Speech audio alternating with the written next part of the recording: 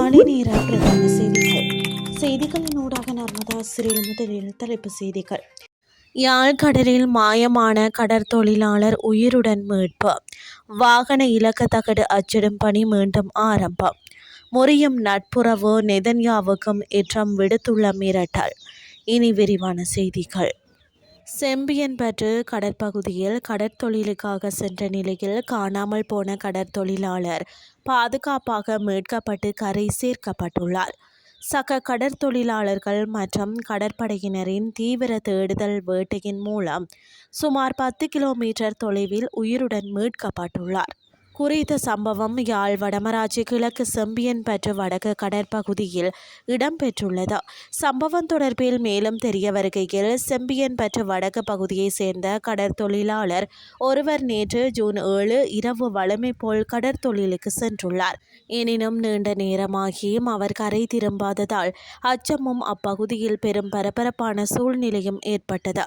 இதனைத் தொடர்ந்து செம்பியன்பற்று வடக்கு சென்ட் பிலிப் நேரிஸ் கடற்தொழிலாளர் சங்கத்தினர் உடனடியாக களத்தில் இறங்கி தேடுதல் பணிகளை ஆரம்பித்தனர். பல மணித்தியாலங்கள் நடுக்கடலில் முன்னெடுக்கப்பட்ட தீவிர தேடுதலின் பயனாக கரைப்பகுதியில் இருந்து சுமார் 10 கிலோமீட்டர் தொலைவில் தத்தளித்துக் கொண்டிருந்த குறித்த கடற்தொழிலாளர் பாதுகாப்பாக மீட்கப்பட்டு கரை சேர்க்கப்பட்டுள்ளார்.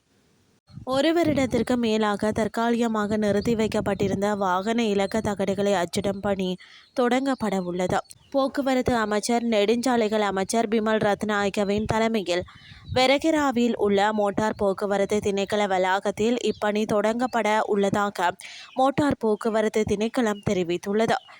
டெண்டர் செயல்முறை தொடர்பான சிக்கல்கள் காரணமாக மே 2025 முதல் வாகன இலக்க தகடுகள் அச்சிடும் பணி இடைநிறுத்தப்பட்டிருந்தது. வாகன இலக்க தகடுகள் அச்சிடுவது தொடர்பான ஒப்பந்தத்தை அரசாங்கம் இந்த ஆண்டு மார்ச் மாதம் மேற்கொண்டது.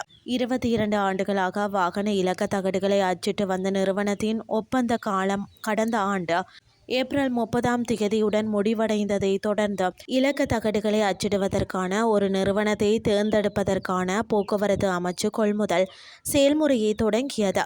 அதன்படி மே 1 முதல் வாகன இலக்க தகடுகளை அச்சிடும் பணி நிறுத்தப்பட்டு புதிதாக பதிவு செய்யப்பட்ட வாகனங்கள் உட்பட 4.5 லட்சத்திற்கும் மேற்பட்ட வாகன இலக்க தகடுகள் அச்சிடுவதற்காக குவிந்துள்ளன. இனி வெளிநாட்டு செய்திகள். இஸ்ரேல் மீண்டும் ஈரானை தாக்கினால் இஸ்ரேல் அமெரிக்காவின் ஆதரவை இழக்கக்கூடும் என்று பிரதமர் பெஞ்சமின் நெதன்யாகுவிடம் தான் கூறியதாக அமெரிக்க ஜனாதிபதி டொனால்ட் ட்ரம்ப் தெரிவித்துள்ளார். நான் அவரிடம் நீங்கள் மிகவும் கவனமாக இருங்கள், இல்லையென்றால் மிக விரைவில் நீங்கள் தனித்து விடப்படுவீர்கள் என கூறினேன் என ட்ரம்ப் கூறியதாக முக்கிய செய்தி நிறுவனம் ஒன்று தெரிவித்துள்ளது. கடந்த ஞாயிற்றுக்கிழமை இஸ்ரேல் பெய்ரூட்டை குறிவைத்து தாக்கியதை தொடர்ந்து இப்பிராந்தியத்தில் பதற்றம் அதிகரித்தது. இதற்கு பதிலடியாக ஈரான் வடக்கு இஸ்ரேல் மீது தொடர்ச்சியான ஏவுகணைகளை ஏவி தாக்குதல் நடத்தியது.